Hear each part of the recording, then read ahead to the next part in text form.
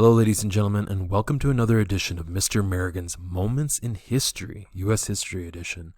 Today we're going to wrap up our discussion on World War I. And again, this is meant to just be a brief introduction. I highly encourage you to dig in deeper if this is something of interest to you. So, the big theme for today is making peace and the road to that, including some disagreement among the nation or the allied nations. And we'll get into that more today. We're going to identify the reasons why, when President Wilson puts together his peace plan, we're going to put together what that plan's major goals were and how they tried to address the causes of the World War I or the Great War. And in particular, we're going to talk about why it fails and ultimately the resistance it meets back in the United States and how Wilson's not able to fully sell it to the American people or to Congress. So we'll get into Wilson's 14 points. That's his plan. We'll talk about the League of Nations, which is kind of the precursor to the United Nations that we'll see come out of World War II.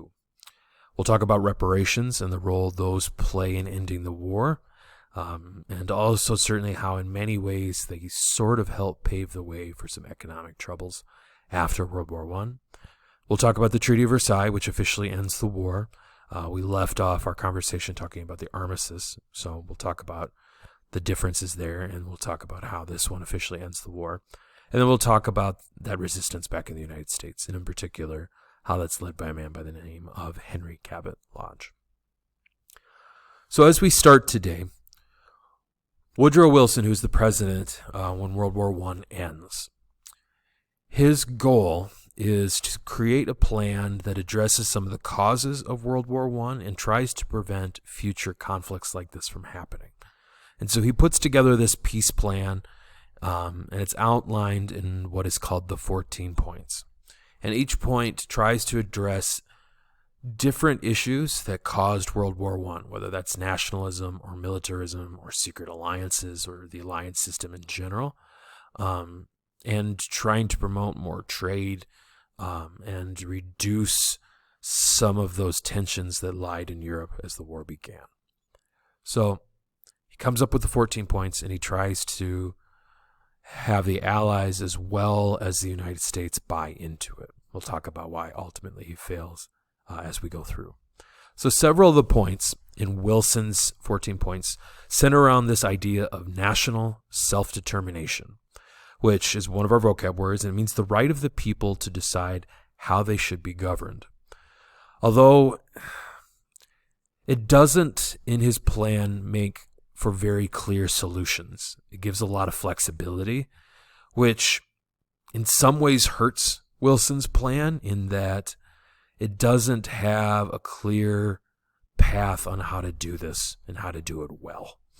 And so it doesn't give clear direction on how to achieve this goal. Now, one of the issues that he's trying to address with these points is the idea of nationalism, and this idea that if we allow people to determine how they will be governed, we might have less issues that led to groups like the Black Hand, who is the group that, with Mr. Princip being the perpetrator, killed Franz Ferdinand. And so the goal here is to try to address that issue and have the people decide. And again, kind of coming back to the United States this war being about a fight for democracy, this is one of his ways in trying to ensure that. Wilson also was calling for free trade. The idea here was that there could be more cooperation among nations and a little bit less competition, with the idea that if we had free trade, it might improve relations between countries and tie each other economically as a way to discourage war. And again, trying to bind countries together. And as a part of this, too, he also wanted freedom of the seas, because you can't have free trade if people claim to control waterways, especially ones that are along multiple nations' borders. This gets to the unrestricted submarine warfare from the Germans, the blockade as far as the British go with Germany, and it tries to relieve some of that tension that, again, helped to escalate the war. And so hopefully by having more open trade it might cause less tension among the countries. When we look at the map after World War I, there's a lot of change. The treaty really does change a lot of the borders or the boundaries between countries, and in fact, we even have some new countries. The Allied nations really do weaken the power of the Central Powers, largely by dividing up their land. You guys will notice in this map that Austria and Hungary are now separated from each other. That was one of the conditions of the Treaty of Versailles, and they were not allowed to work with each other militarily. You're also going to see some of their territory was certainly carved up. You're going to see Germany is going to lose land, and you'll also see Russia losing some land here. But you're going to see a lot of new nations, particularly in Eastern Europe, like Czechoslovakia and Poland, certainly Estonia, Latvia, Lithuania, Finland, a lot of that territory coming from what used to be part of Russia, as well as Yugoslavia. You're also going to see a couple in the southeastern portion of our map that get into the former Ottoman Empire. And certainly if we looked at this beyond, you would see some changes in Asia and even probably Northern Africa to some degree. But as you guys will see as we get further into this conversation, is that there's going to be some economic hardships after World War I. And that's really going to put countries in a dangerous spot. It's going to open up the opportunities for dictatorship in Europe and also in Japan, which partially is one of the things that helps to cause World War II. You could make a pretty decent argument that World War I actually plays a role in creating the atmosphere for World War II. Wilson also wanted to end secret treaties among nations, and this was his attempt at trying to address the issues with the alliance system that helped to cause and spread World War I, with the idea that like a secret alliance between like a Belgium and Britain, if that was public, that might have discouraged some of the activity of like the Germans during the war and perhaps could have de-escalated things. It's a great what-if question in history. He also wants to put a limit on arms. This is the idea that you attack the influence of the military, and in particular getting after that cause of militarism in the war. And then Wilson's final point was trying to create an international organization to solve international problems with multiple countries being involved in that process. And they tried to create what was called the League of Nations, which in many ways is kind of the precursor to the United Nations after World War II. The biggest difference is the buy-in. You're not going to see it after World War I. You are going to see it after World War II. And so we'll get more into why the League of Nations fails in just a bit. As the Allies are trying to figure out a post-Europe and post-world after World War I, in particular, you see the rise of the Big Four.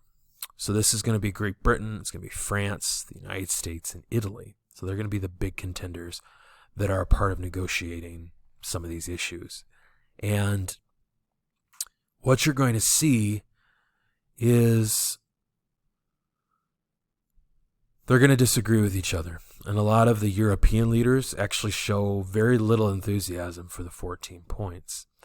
And particularly when you look at, when you look at Britain and France, they're going to strongly disagree with the United States on how to deal with Germany after the war is done. And Britain and France want Germany to pay for this because, quite literally, and they hope that this would be a discouragement from Germany from doing anything like this in the future. We know from the gift of hindsight here that this is going to fail. But they want Germany to pay reparations, which is one of our vocab words. It means a payment by a defeated aggressor nation for damages caused by the war. And so, particularly to France and Britain, Germany is going to pay for the damages of the war. And this, again, this is going to cripple the German economy. And we could talk about the hyperinflation that occurs in Germany after World War I to the point where the Deutschmark is almost worthless. Some people were even using it as wallpaper because it had such little value. there's stories about people bringing wheelbarrows full of money, but that's going to trickle down throughout the European economy. So we talked about the armistice last time, and in the armistice you're going to see a ceasefire, but now we need an official end, and that's where the treaty comes in. So Germany and the Allies are going to sign the Treaty of Versailles on June 28th of 1919. And under the terms of the treaty, the following points are outlined. Germany is going to accept full responsibility for World War I, which is interesting given the fact that Austria-Hungary isn't going to have to claim any role other than as an ally to Germany, and especially since they are the first ones to declare war in World War I. So they're going to take full responsibility. Second part is that Germany is going to pay reparations, and they're going to pay billions of dollars, and that's billions at this time, which would have been Germany. It took until I think about the mid-2010s or the early 2010s for Germany to officially have paid fully off all of its debts from the reparations of World War I. So it took a long time for this to occur. Germany also has to completely disarm, and so they had to greatly reduce the size of their military. They had to get rid of their navy, and basically, along with giving up a lot of territory in Europe. And that's where the last point comes in. Germany not only is going to give up all of its colonies around the world, it also has to give up some territory in Europe. And so this is kind of going to be another part of where, there's going to be tension boiling after World War I, is the bitterness of some of the German people when the war is over. And you're going to see that really kind of boil throughout Europe until it comes, back up again in World War II.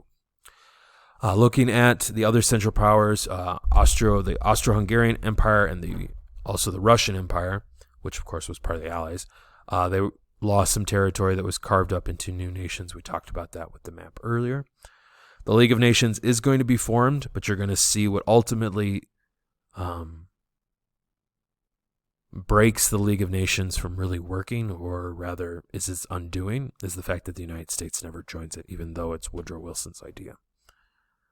So just a quick check-in, what countries made up the big four as we were heading in. Again, pause the video here if you need to. But the correct answer here is C. It's Great Britain, it's France, the United States, and Italy making up your big four, making a lot of the big decisions as far as the war, post-war goes. Lastly, we're going to identify why the United States Senate ultimately rejected the Treaty of Versailles as well as the League of Nations. So many Americans heading into this negotiation had their doubts about the Treaty of Versailles. That's why ultimately the United States is going to really end up signing treaties with each of the Central Powers individually. Some people thought that, and this we touched on this a little bit, but there's a lot of disagreement on how to treat Germany. Many Americans thought that the Treaty of Versailles, especially with the reparations, was too harsh on Germany, and ultimately it was a big sticking point for the British and the French. Others worried that the League of Nations pretty much marked a permanent American commitment to international affairs, and in some ways people were worried about it taking away autonomy and making decisions, and that it was going to be tied to Europe in all circumstances. And so in many ways, the United States decides never to join. Again, Senator Henry Cabot Lodge is probably the most powerful opponent to the treaty and is a big part of the reason why it never gets signed. The treaty was ultimately rejected by the Senate, so in 1921, the United States actually ends up signing separate peace treaties with each of the Central Powers, as opposed to signing the same treaty as the other European nations, the other allies. All right, ladies and gentlemen, a lot of stuff we went over today. Thank you so much for hanging in there with us. For my students, please make sure you've been following along with the guided notes, and please make sure that you ask any questions that you have. Those of you who are listening, I hope we gave you a sense of the legacy and the impact of World War I. Certainly, we just skimmed the surface, but hopefully we gave you a good place to start. Thanks so much for listening, and have a great day.